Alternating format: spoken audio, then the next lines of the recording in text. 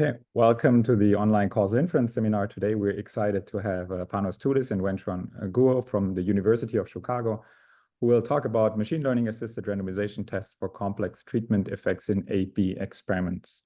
To discussant today will be Xinran Li, also from the University of Chicago. And questions today will be handled by Ying. Ying, do you want to say a few words? Thank you, Dominic. So as usual, please submit your questions in the Q&A section for us to track them more easily. It's at the bottom of the Zoom window. And today we have the collaborator of the speakers, Junho Li, to answer questions during the talk. We will also raise clarification questions sometimes to the speakers during the talk and leave bigger ones to the end of it. And finally, we encourage you to submit your questions as soon as you have them instead of waiting for us to ask for questions. So without further ado, Panos, please feel free to take over.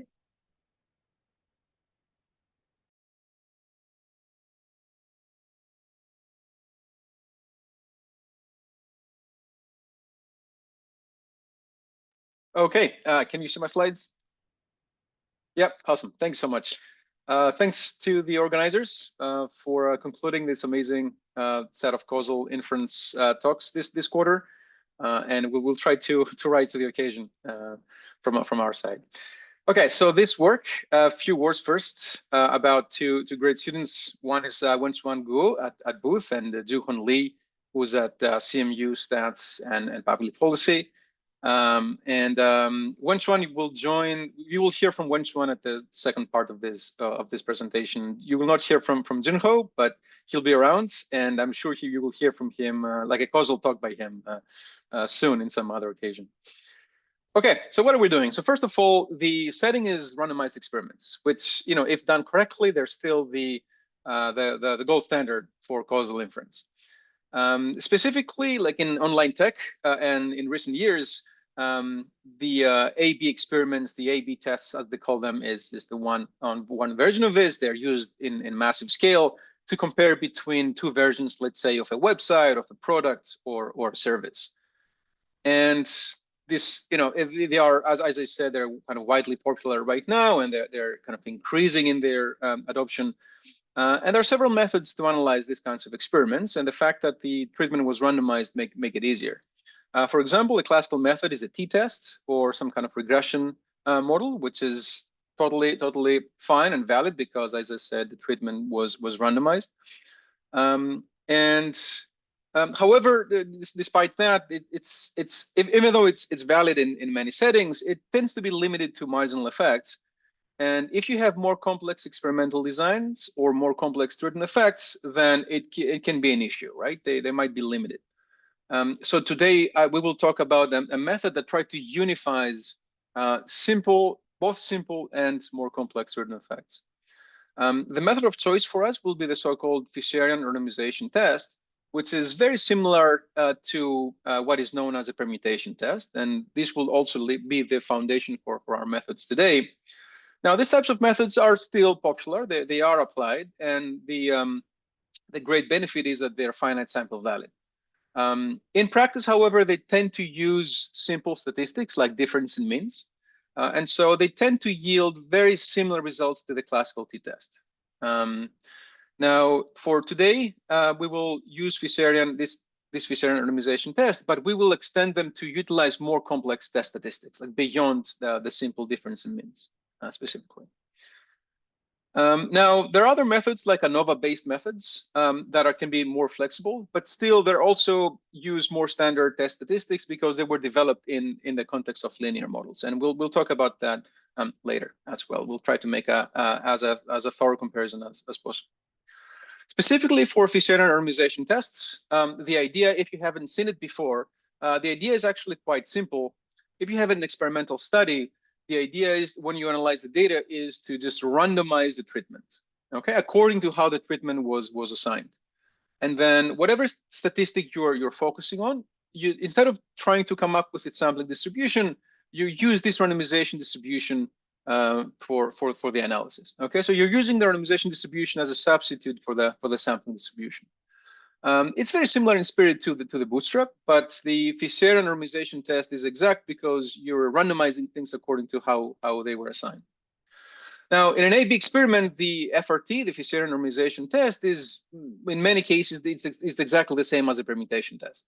So today I will use these terms interchangeably. However, these are not the same procedures, and historically they were developed in different contexts, so they can diverge as well. Now, for us, the important feature of the FRT procedure is that it's finite sample valid, which is great for robust causal inference. And it's possible in experimental studies, and we'll try to get this great property and extend it for more complex experiments and more complex effects and designs. That's really the goal here. So what is our proposal? The proposal is to take these randomization tests and then utilize test statistics that depend on machine learning, and especially the prediction error of machine learning models.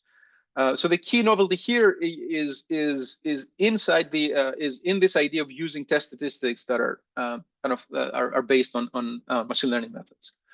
Our main theoretical result will be that this better flexibility, this better prediction power from ML, can translate immediately into higher statistical power for testing for tests of certain causal effects. In doing so, even though we're kind of using these complex models, we retain the finite sample validity of the randomization tests or permutation tests, and we apply that to test for complex written effects, including heterogeneity, spillovers under interference, and so on. There are other practical uses, let's say for checking covariate balance or for model selection, but today we don't have the time to get into there. But you'll see that the idea is flexible enough to be applied in for different questions of interest. Okay, so the outline for today is the following. I will set up some notation just to kind of make concrete what we're talking about here. I will describe the main procedure and briefly mention the finite sample validity. Then I will talk about the type 2 error analysis, which is our key theoretical contribution here. And then we will talk about the various applications, including the global null, heterogeneity, and spillovers, all of them under a unifying framework, as we will see today. And then we'll finish with simulations. And at some point, Wenxuan will take over. Okay, at this point, is it clear kind of, are there any questions? I can take a look at the chat to see. All right, there was a comment about slides. Please let me know if there are any questions and if anything is unclear. But at this point, I can proceed to describe first the model, and then if I will introduce quite a lot of notation here. If there are any questions, please feel free to ask on the chat or at any point. Okay, so the setup is the following. We have binary treatments. Z is the entire treatment vector. Z1, Z2 are the individual treatments. And the treatment assignment is known because we are an experimental study. The Y is the vector of outcomes, and then X is the vector of covariates, which can be multidimensional. Now, the outcome model is as follows, and we define an outcome model even though in causal inference we tend to start from the potential outcomes, right? Here we will start from the model and then back out what this means for the potential outcomes. And we do this in order to unify all the different hypotheses and tests we will consider. So the outcome model includes a baseline effect, this B function here, a direct effect, this H function, and then a spillover effect, G, which depends on the covariates X, but also depends on the treatment of units other than I. As you can see here, this notation Z minus I implies that the outcome of unit I might depend on other units treatment, okay, which is the definition of interference or spillover effect. The epsilon part is independent noise, and in this definition, we kind of try to follow the causal ML literature, where it's common to define this B and H and G, these functions to be some kind of general functions, arbitrary functions from some flexible function class. Okay, so we try to follow that literature in our setup. Okay, so B will be the baseline, H will be the direct effects, and then G will be the spillover effect. And we're going to start with a simple null hypothesis that the treatment has no effect, right? Suppose you're in a situation like an online tech company. You have a very complex model that's a lot of covariates, a lot of treatments happening, and you would just like to know whether the treatment has any effect at all, right? Whatever this new variation that you included, this new feature affected the outcome in any particular way. And by the way, I should mention here that these functions H and G, it could include time as well. This is not a cross-sectional study only. there could be a panel data, and there could be temporal effects, okay, as well. So that can be important. So suppose you have this very complex model that you might be thinking, and there might be some complex treatments, and you'd like to know whether treatment has any effect. How will you translate this into a null hypothesis, where basically the null here will be that the H and G functions are 0, okay? And then if we want to assume that there are no spillover effect, then we can set G to be 0 again in the alternative. But then in the alternative, we might want to check whether H is not 0, okay? Now, because we don't assume interference or spillovers, this is very similar to what is known as the Fisher's sharp null, or like a weaker version of this where you're testing whether the Y0, Y1 potential outcomes I have the same, are independent draws from the same distribution. Okay, these definitions are equivalent. All right, so here you can see that by setting H and G to be 0, these functions to be 0, essentially we're canceling out the effect of the treatment completely. Okay, now how do we test a null hypothesis like that? How can we test that Z has no effect at all? There's one existing approach which we can extend to include ML models, which we call the residualized test approach. It's based on the seminal work of Rosenbaum in randomization tests for causal inference. And the idea goes as follows. It says, do two tests, two steps. One step will be to fit a model of Y on X, and then take the residuals and then perform a permutation test on the residuals. Okay, so this takes care of the B function, the baseline effect from the covariates. Now, I should say that the original method was developed for covariate adjustment in linear models, so it doesn't talk about ML methods, but it's very simple, straightforward to include in step 1 a flexible ML model. And even though you use a flexible ML method, it still will retain the finite sample validity in step 2 by virtue of randomization. Now, we will call this residualized test, and we will refer to this as a baseline. We will consider this to be a baseline because anecdotally we hear that it's being applied in the literature. In the literature and in the idea exists in the literature, but also anecdotally we hear that it also is applied in the industry. We haven't seen this idea written down concretely using ML methods, but if people know in the audience they know about this, we'll be very happy to know about it. So we will refer to this as the residualized approach, and then we will see whether we can do something better. And for our test, our argument is that yes, we can potentially do something better because in the null hypothesis we're trying to test, we only want to detect an effect of the treatment, right? We don't want to do anything else. We don't want to quantify. We don't want to do inference. We only want to detect whether there is any type of complex treatment effect. And our proposal is the following. The proposal will be to just use two models. One will be a baseline model that fits Y on X. And then another model, M1, will be to include the treatment as well. Okay, so we're going to fit a model of Y on outcome, the outcome on the treatments and the covariates. And the test statistic is going to be a difference in the cross-validation errors between these two models.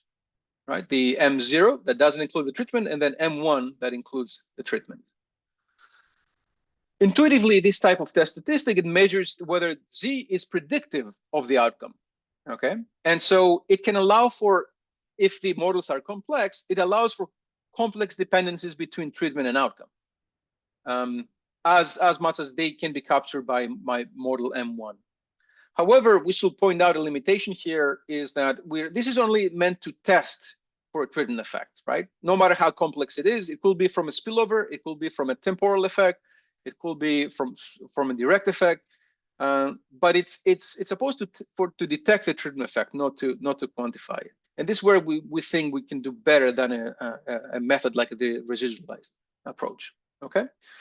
And also emphasize here that here's also the key novelty of our method as we think about it is that we're utilizing a test statistic that takes two complex models and also uses the cross-validation errors from these two models, right? So it's a complex. It has probably a complex and probably intractable sample distribution, but by using randomization theory, we can use the randomization distribution instead of coming up with the sample distribution of this complex statistic. Now, probably you have identified also that this idea is quite it's intuitive, right? In the sense that it defines an ANOVA type of statistic by comparing two different models. And in fact, in their seminal textbook on field experiments, Gerber and Green, they do describe a very similar procedure where you have a randomization test, but you compare you compare the F test essentially between one model with a treatment and another model without the treatment. So we kind of take this idea and extend it to using complex machine learning models. This idea also is related to variable importance measures in the machine learning literature, because essentially we're trying to understand how much the treatment is predictive of the outcome. And we will see soon that the power of our test is characterized by a variable important measure, as you see above. So the procedure is the following. It's quite simple. So we take the test statistic as defined before, this delta in the cross validations. We randomize the treatments, we recalculate the test statistic, and then we calculate the p-value based on that. Okay.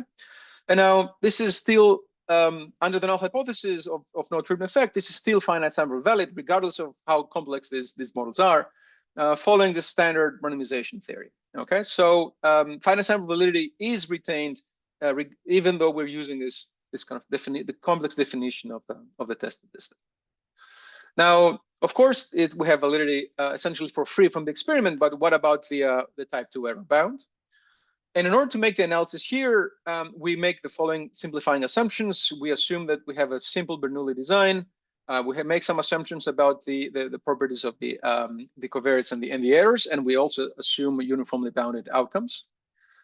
And the definition of the script F will be the function class for the full model. F naught will be the function class for the reduced model. So suppose we're searching in these two function classes and would like to test understand the power of our test against the alternative hypothesis where the function H is not identical as 0. And here's our main theoretical results. The type 2 error under certain assumptions depends, of course, on the number of samples that you have, and it depends on the number of folds that you're using and the bound on the outcomes.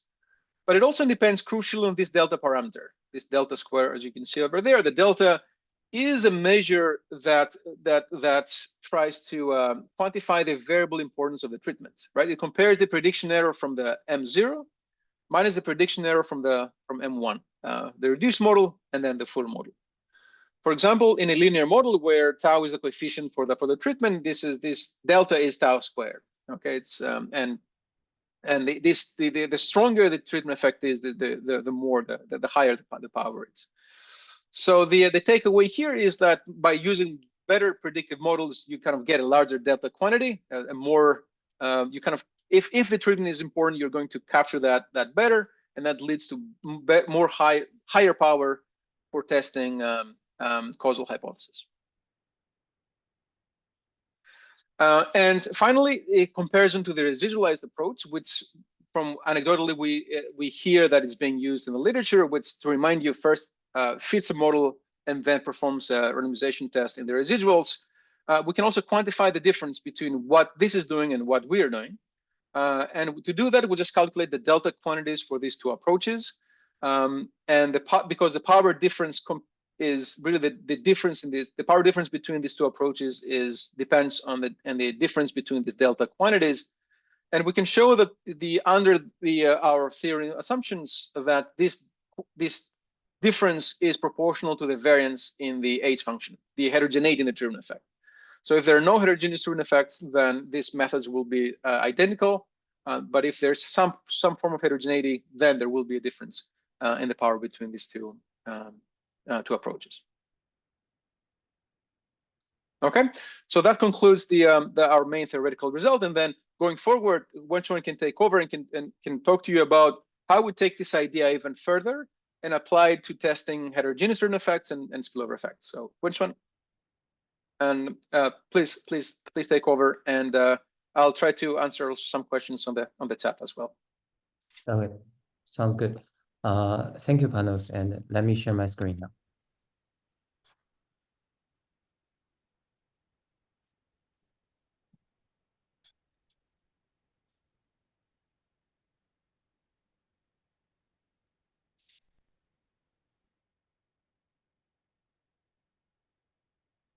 Can you see my screen? Just to confirm. Okay, cool.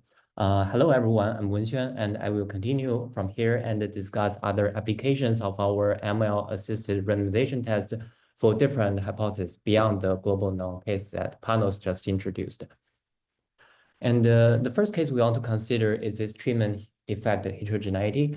You know, in many applied researches, people are more and more interested to understand whether and how the treatment effect vary across different units. And under our outcome model, the null hypothesis of homogeneous treatment effect, where we say no heterogeneity, can be formulated as testing hx equals to tau, where tau is some unknown constant. And accordingly, the alternative hypothesis can be formulated as hx does not equal to tau for any constant tau. And under this null hypothesis, we can write the outcome as mu plus bxi plus the additional term tau zi capturing the constant treatment effect. And compared to the previous global null setup, we have this additional constant treatment effect, which makes us cannot directly apply our procedure 1, the previous procedure. It is because naively randomizing the treatment assignment Z under this new setup will wash out the constant treatment effect and leads to invalid p-values for this H null hypothesis. And our main idea to resolve this issue, yes, our main idea to resolve this issue is to majorize the test over the unknown tau. Okay, here is a concrete testing procedure. First, we compute a transformed outcome by subtracting a constant treatment effect, tau 0. Here, tau 0 is not necessarily the true tau, but it can be a specified constant tau. And the second, we apply procedure 1 on this transformed data set with a new outcome to obtain a corresponding p-value. And then lastly, our p-value star is obtained by computing the p-value over all possible tau 0. And computationally, this can be achieved by searching over a set of grid points. So this is a testing procedure, and you can see the high-level idea is quite simple by modifying our original procedure 1. So the main idea is just to majorize the p-value in procedure 1 by enumerating all plausible values for tau. And in terms of the validity, it also enjoys a finite sample validity. The reason is that under the null hypothesis, the p-tau for the true constant effect will be a finite sample valid p-value. And therefore, our p-value star, the accessible p-value obtained from the majorization will also be finite sample valid. And this has been proved in previous works. And in our simulations, we will concretely discuss its performance and compare to other state-of-the-art methods.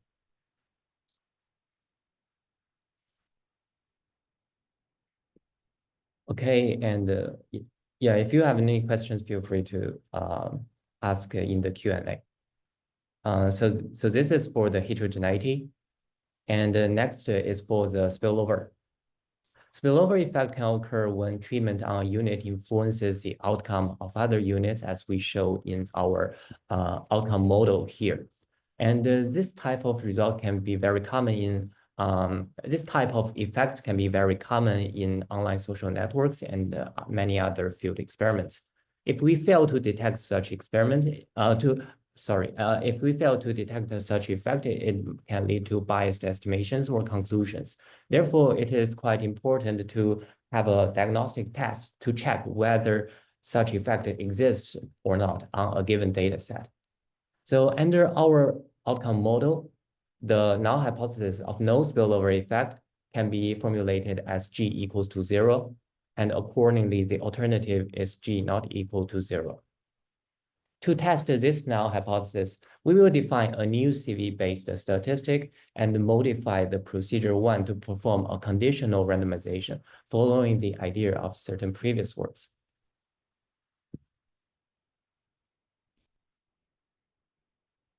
Okay, so here is a concrete test statistic.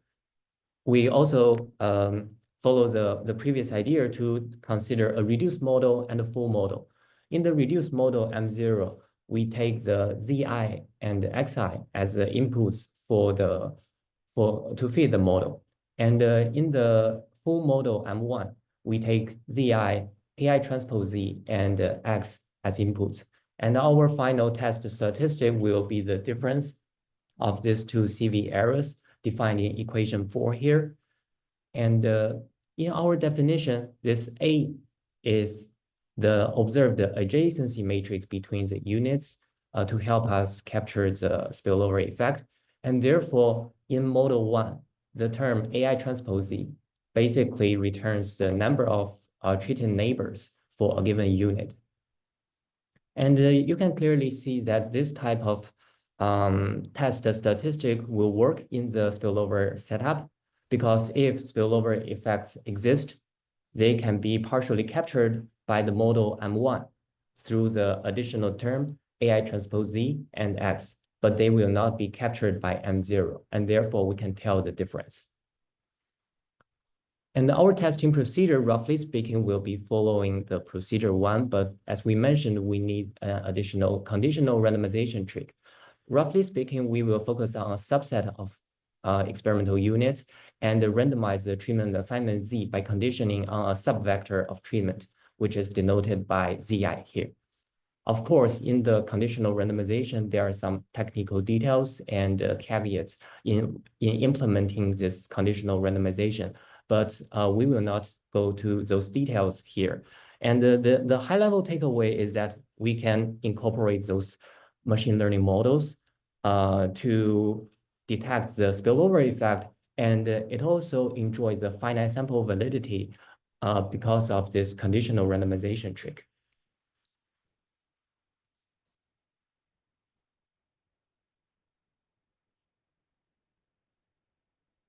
Okay, next.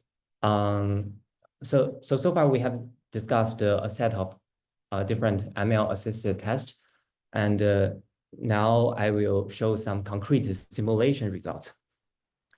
The first case is a heterogeneous treatment effect where we consider a similar setup as Konzo's paper. We consider IID Bernoulli design, and we generate IID covariates and errors.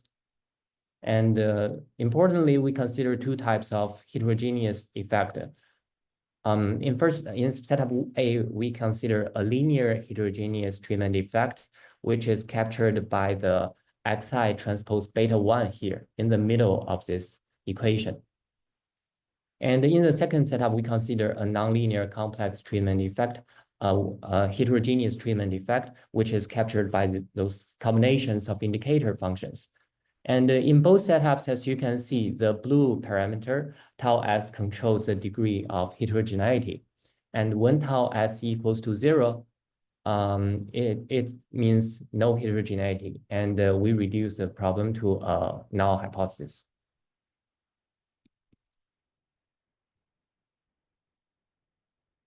So here are the rejection rates of different methods over the tau s to test for the heterogeneity.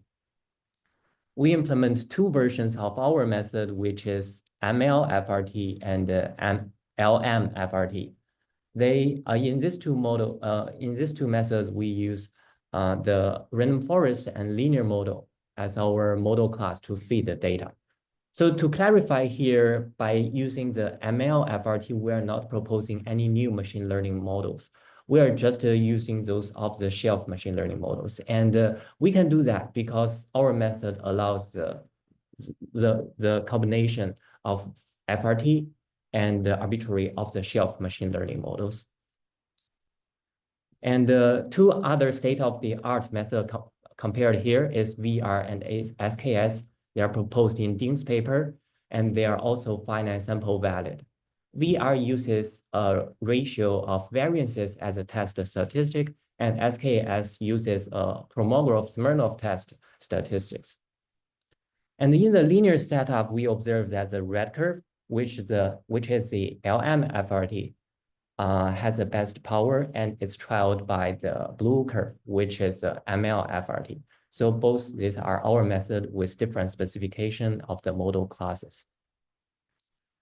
When we go to the nonlinear case, we observe that the blue curve is now have the best power and is slightly trailed by the red curve, which is the LMFRT.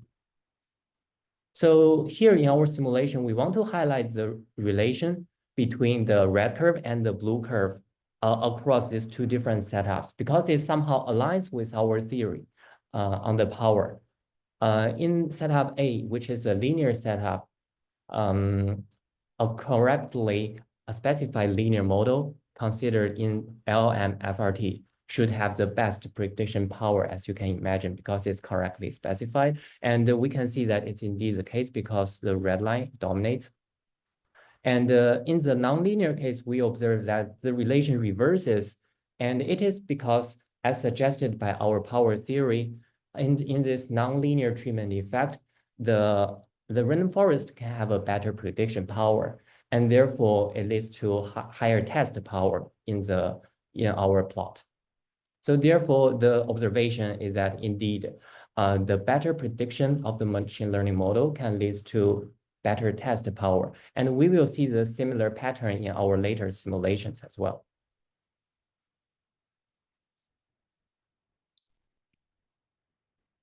Okay, now let's go to spillover setup. We consider the setting in Buss and Feller's paper, and specifically they consider a two-stage randomization experiment, which is quite common in the study of spillover effects. In stage 1, we select a random half of clusters, which are households. And in stage 2, we assign 1 unit in each chosen cluster to get treated. We also consider a cluster interference, meaning that the adjacency matrix A in this setup has a block structure. So basically, units within a cluster are connected, but units in different clusters are not connected. And then it naturally induces this RIZ, which is the neighborhood treatment indicator. When RIZ equals to 1, it means that this unit has a treated neighbor. Otherwise, the unit does not have a treated neighbor. And this is a setup for our design. Under this setup, you can see we have 3 possible treatment statuses: treated, spillover, and control. So for people who are more familiar with the interference, then we can also call this as different exposures, 3 exposures. And our interest is to test the spillover effect under this setup.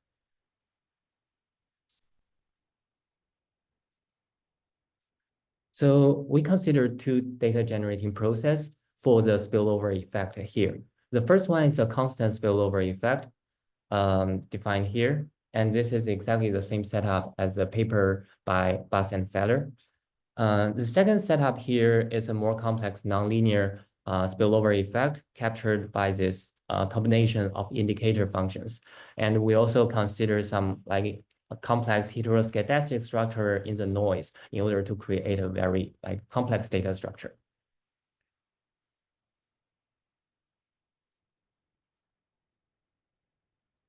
Okay, so here are the results for the interference case. Sorry. So in this case, we make our comparison to a method called ELC proposed in Expts paper. Basically, so roughly speaking, ELC is also a finite sample value test for the spillover effect, and they use the so-called edge level contrast statistic to run the test. And this statistic, roughly speaking, acts like a difference in means for the spillover effects. In the constant setup, we observe that all methods have a similar power. However, when we go to the nonlinear setup, we observe that the blue curve have a dominating power, and the other 2 no longer maintain the power in the constant case. So the observation here is consistent with our previous simulation and also our theory. And from this figure D, it seems to suggest that when there's complex nonlinear treatment effect, the flexible machine learning can really have a better predictive power compared to other like standard method. And the predictive power will translate into higher test power. And this is our key observation for this simulation.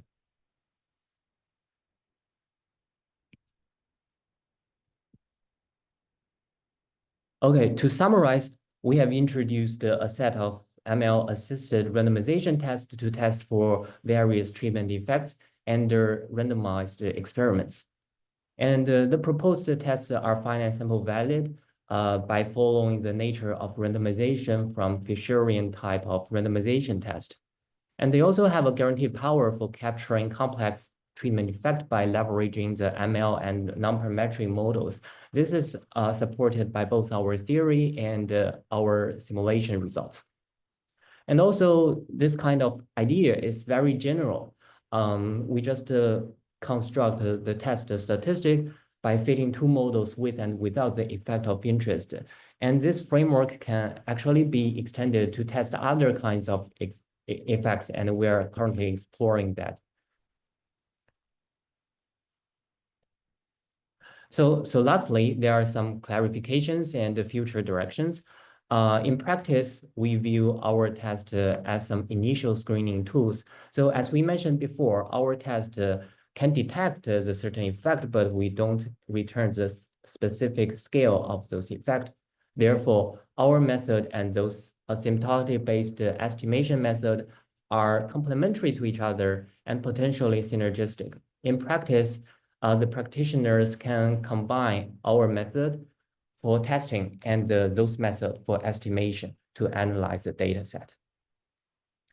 And second, the randomization test can be computational demanding, but we have some ideas about improve the scalability by leveraging some online learning techniques.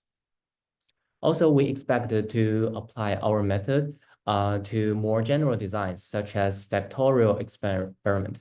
In those setups, it's really hard to have a high test power due to this factorial nature. And therefore, the use of machine learning model maybe can change the story over there.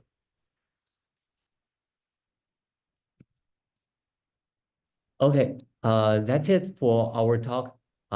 Thank you for your listening. I think I end early a little bit, but yeah, we have more time to discuss about to hear about Xinran and also answer your questions. Yeah, thank you so much for listening. Yeah, thank you. Thank you so much, Panos and Wenxuan, for a very interesting discussion. Sorry, for a very interesting talk. Currently, I think Panos is like tackling a lot of questions in Q&A. So if you have it's great questions. Thanks, everybody. I'm trying to address as many as I can. So if you have any further, please submit them there. In the meantime, I think maybe let's switch over to the discussion. Xinran, whenever you're ready. Sure. Let me share my screen. How did I to full screen?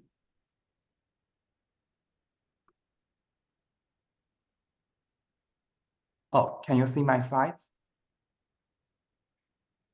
Great. Oh, first, I want to thank Panos and Wenxuan for the very nice presentation, which integrates the modern machine learning with the classical facial randomization test. So here, I'm just going to give a very brief discussion. So I will first talk about the advantage of the randomization-based inference framework, which is a foundation in today's talk. Then I will briefly review the facial randomization test and the extension with machine learning proposed by Panos and Wenxuan. And since a key component in the machine learning-based approach is the use of covariates, I will briefly review the literature on using covariates in the design analysis of randomized experiments. Finally, I want to discuss possible extensions of randomization tests for non-sharp null hypothesis. I think in today's talk, Panos and Wenxuan already touched upon non-sharp null hypothesis. So the randomization-based inference is also called the design-based inference and finite population inference. And under this inference framework, all the potential outcomes and the covariates are viewed as fixed constants. And this is equivalent to conditional inference, conditioning on all potential outcomes and covariates. The randomization-based inference use mainly the randomization of treatment assignment as a reasoned basis. A key advantage of a randomization-based inference is that it requires no distributional or model assumptions on the potential outcomes and covariates. For example, we do not need to assume the units are random samples or IID samples from a superpopulation. Because in practice, this random sampling assumption may not be reasonable because many experiments often involve convenient samples. In particular, furthermore, we do not need to specify how the potential outcomes depend on covariates because such dependence can be complicated. And we allow the distributions of the potential outcomes covariates as well as their relationship to be heterogeneous across units. So I think the randomization-based inference can be especially useful in settings with unknown and complex dependence among units. For example, even in the simple treatment control experiments, a unit's potential outcomes may be correlated or depend on each other due to some unknown observed factors. For example, in the model discussed in today's talk, the residuals can also have some correlations across units. And when we have interference specifying the outcome distribution, including the interference structure can be even more challenging. And in the interference setting, units' potential outcomes are also likely to be correlated. So in today's talk, Panos and Wenxuan extended the classical Fisher randomization test, which was proposed to test the sharp-null hypothesis. So the Fisher's test actually works with any choice of test statistics. In particular, the test statistics can be any functions of the potential outcomes, covariates, and the treatment assignments. And this is mainly due to two reasons.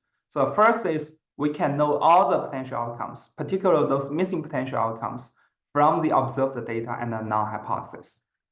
Second, so this enables us to calculate the value of a test statistics under any possible treatment assignments.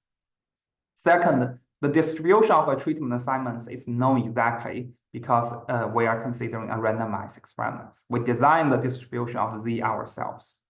So therefore, the non-distribution of a test statistics is known exactly and can often be approximated by Monte Carlo methods. As Panos and Wenxuan mentioned, I think the conventional choice of a test statistics is a difference in means. And I think the intuition there is that a difference in means can often be a good estimator for the effect, for the treatment effect, often the average treatment effect. Other choices of a test statistics, including those commonly used statistics for two-sample comparisons, such as Wilson rank sums or the t-statistics. And in today's talk, Panos Wenxuan proposed this machine learning-based test statistics. I think in a simple setting for testing the direct causal effect, they compare two models. One includes only covariates, and the other includes additionally the treatment assignments. They use cross-validation to evaluate model fitting and compare the cross-validation losses of these two models. They use this as the test statistics, which intuitively measure how predictive the treatment assignment is for the outcomes. And as I mentioned, I think a key advantage of the machine learning approach is that it utilizes the covariate information in the experiments. And there's actually a long history on using covariates in the design and analysis of experiments. So I will just briefly review them here. So for the discrete covariates, Fisher proposed the ranking almost 100 years ago. And the post-stratification is a way to analyze the experiment as if it was blocked. In the last decade, this has been extended to general covariates. For example, in the design stage, we can consider re-randomization, Graham-Schmidt walk design, the recently proposed one, and the matched pair. The purpose of this design is to have better covariate balance in the experiment, and therefore can improve the estimation efficiency for, say, average treatment effect. In analysis, in particular for estimation, people have proposed a linear and a non-linear regression adjustment. And these are all model-assisted approach, similar to the model-assisted machine learning approach. These models do not need to be correctly specified, and the inference is mainly justified by the randomization of treatment assignment. In the context of feature randomization test, I think people have also proposed various ways to incorporate covariates. The first one is use a covariate adjusted estimator as the test statistics. The intuition is that this covariate adjusted estimator can be a better estimator than the usual difference in means. The second one is mentioned in today's talk, which is proposed by Rosenbaum. In particular, he proposed to use the residuals from a regression of control potential outcomes on covariates to replace the original covariates. And we can, for example, use the difference in means of the residual potential outcomes. The third one is a conditional randomization test, conditioned on some functions of the assignment and covariates, such as the covariate imbalance. In principle, we could also condition on potential outcomes.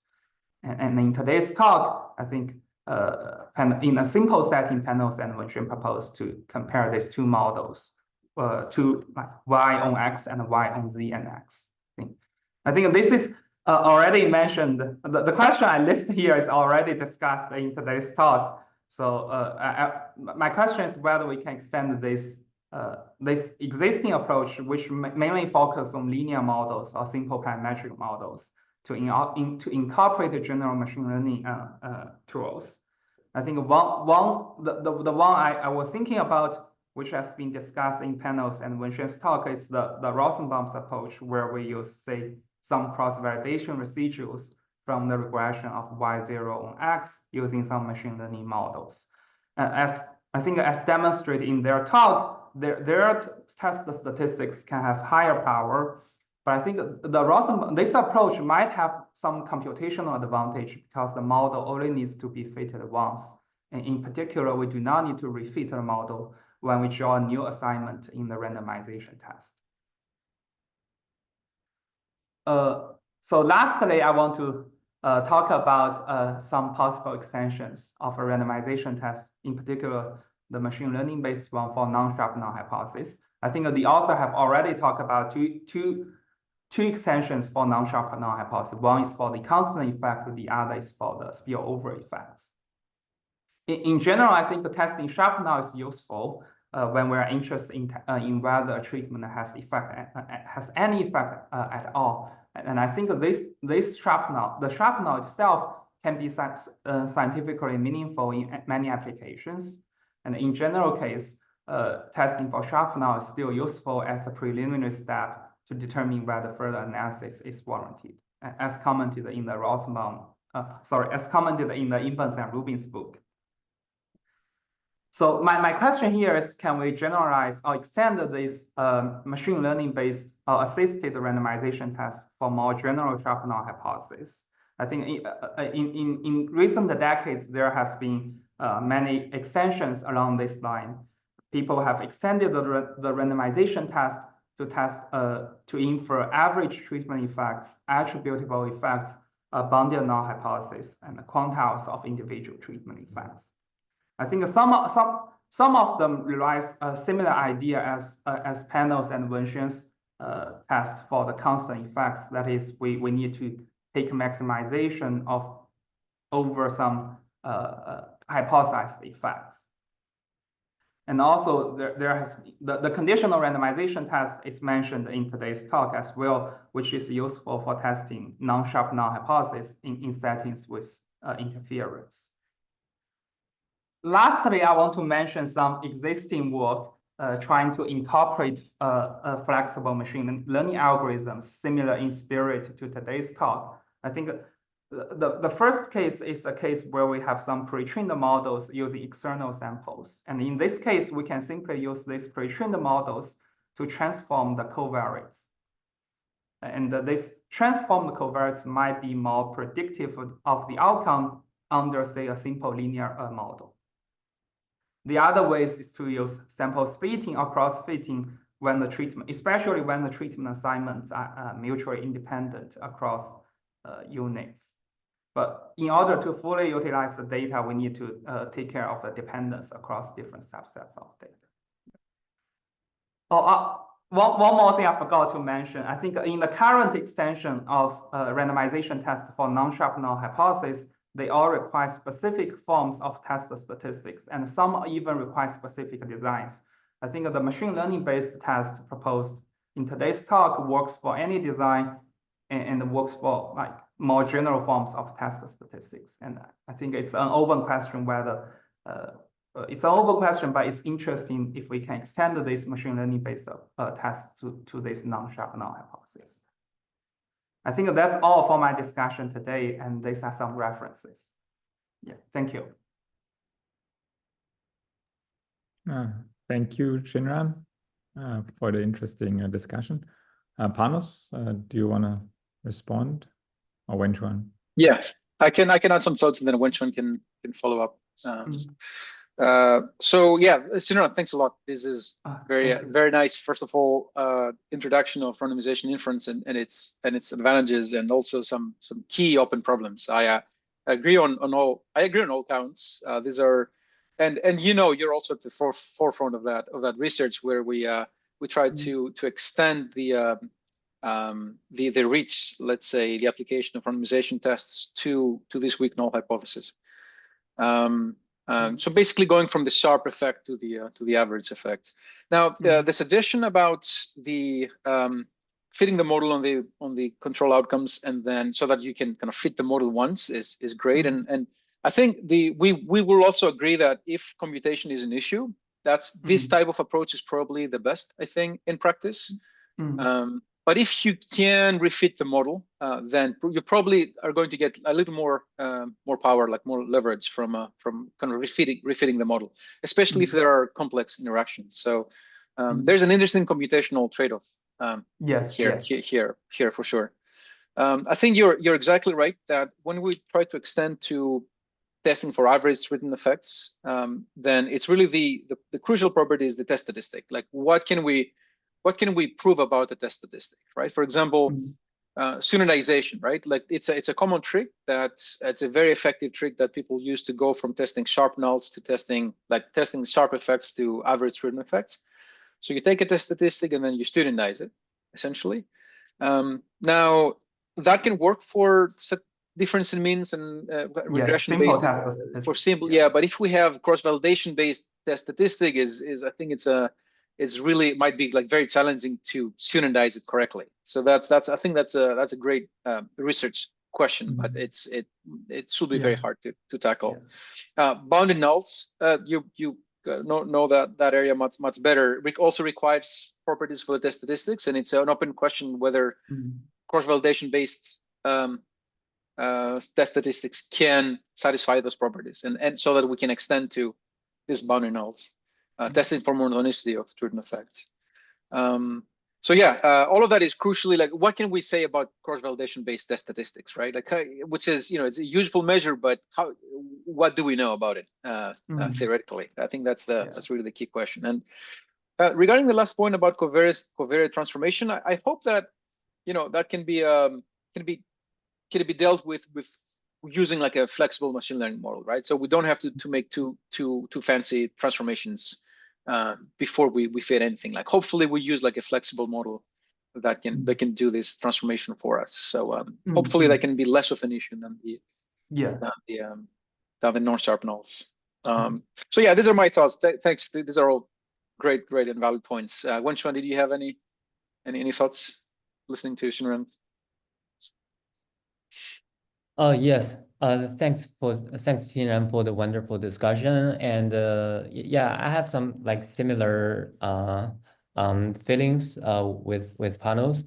So I think it's as you mentioned, it's quite interesting to study how we can apply this kind of Fisherian randomization test to more general non-sharp hypothesis. And there are a lot of works in this line. And basically, as you mentioned, there are two directions. One is what kind of test statistic we can use. And the other one is what kind of non-sharp null hypothesis we can tackle using randomization or using some modification of the randomization. And I find it quite interesting, and I'm curious about the how much or like push the boundary to extend the application of Fisher randomization test. And I think our work in some sense answers this question by using a quite flexible machine learning model. And in terms of the I think if we want to extend our method to other non-sharp type of null hypothesis, then basically this is related to the interpretability of our test statistics. So our test statistic is just the prediction power, the difference in prediction power. So how does it relate to specific causal quantities? And I think this is this is a very interesting question, and we are going to like explore more on this on this direction. Yeah. Thank you. Thank you. Awesome. Yeah. Thank you again, Panos and Wenxuan, for a very interesting talk, and Xinran for a great discussion. I think it's time to wrap up. So first of all, thank you all for coming. Next week, we will not have an online causal inference seminar. We will now go on winter break. The seminar will resume in January. Until then, we hope you have a great break, and see you in January. Thank you all for coming. Thanks, everybody. Happy holidays. Thank you.